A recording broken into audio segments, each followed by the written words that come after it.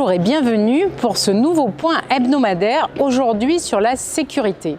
Nous sommes sur la place Hadjedj, au cœur de la cité Berthe, où nous ouvrons le bureau de la tranquillité publique.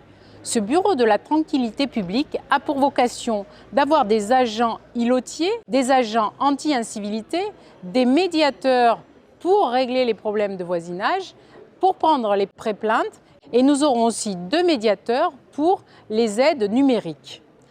Nous avons les agents qui aident à la traversée au moment des temps scolaires, des sorties des enfants, et nous avons aussi un médiateur pour la scolarité de manière générale.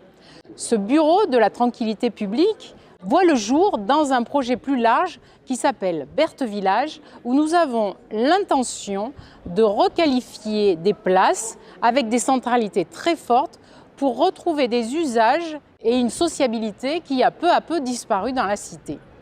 Nous avons autour de cette place la possibilité d'intégrer des associations, parce que nous avons des associations qui font un travail formidable auprès des habitants dans la cité, au cœur même de ce quartier. Nous avons des associations qui sont financées par l'État, parce que nous sommes dans la cité, un quartier politique de la ville qui veut dire que les populations sont souvent démunies ou à faible revenu, mais nous sommes aussi dans un quartier reconquête républicaine.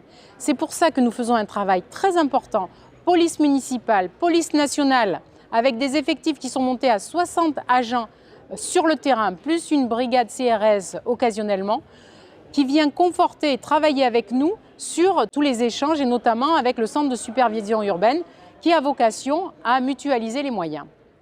Nous avons à la cité, surtout, THM, qui est le donneur d'ordre, puisqu'il gère tout le parc locatif et les abords, pour la plupart du temps, tous les espaces extérieurs. C'est un partenaire important et qui a accepté de s'engager dans le dispositif de Berthe Village, parce que nous devons requalifier tout autant les lieux, le terrain, les espaces occupés par les habitants, que l'image de Berthe, parce qu'aujourd'hui la cité est frappée par le sceau des difficultés sociales, mais nous avons des logements vacants qu'il est nécessaire de redonner à la location.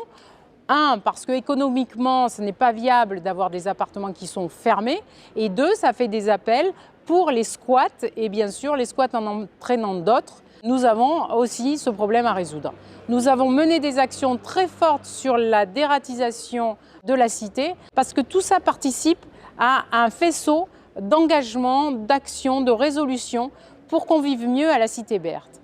Enfin, je dirais que ce quartier qui a toujours été comme rejeté de la ville de la Seine-sur-Mer vers le nord, se trouve aujourd'hui dans une situation extrêmement favorable, puisque le quartier Berthe et les quartiers nord de manière générale se retrouvent au cœur de la métropole, avec des équipements qui vont rayonner bien au-delà de la ville. Nous avons mis le street workout à Gisèle Halimi. Nous allons avoir le dojo pour les 1000 dojos qui sont liés aux Jeux Olympiques en 2024. Nous avons le nouveau studio d'enregistrement à Tizot avec des ateliers qui attirent la population et bien au-delà. Nous avons le marché Place Saint-Jean qui attire au-delà des habitants de la Seine-sur-Mer. Enfin, tous les dispositifs aujourd'hui que nous mettons en place sont très attractifs sur une intercommunalité, parce que nous vivons sur un bassin de vie qui est largement au-delà des frontières de la ville. Donc je suis très heureuse aujourd'hui de vous accueillir pour ce temps autour de la tranquillité publique, parce que ici comme ailleurs, la seule chose que nous souhaitons vraiment, c'est la tranquillité publique, de vivre bien avec les siens dans son secteur géographique, sous le soleil, quoi de mieux. Je vous souhaite une belle journée et je vous dis à bientôt.